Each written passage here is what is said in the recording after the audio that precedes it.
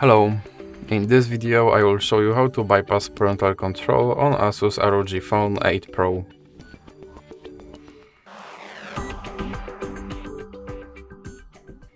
So we have to start with opening your Google application, then click on your avatar and click on Manage your Google account.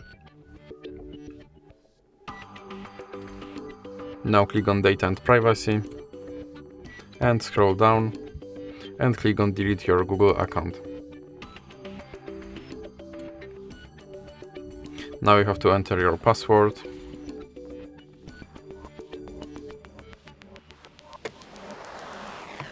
And now you have to scroll down and check these two checkboxes and click Delete account.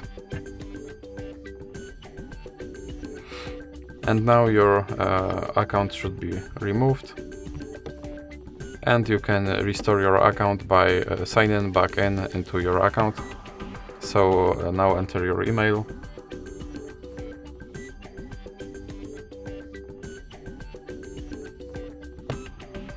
And as you can see, my account is deleted, and to restore it, click Next.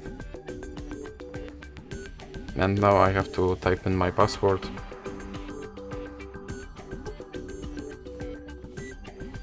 Now click I agree.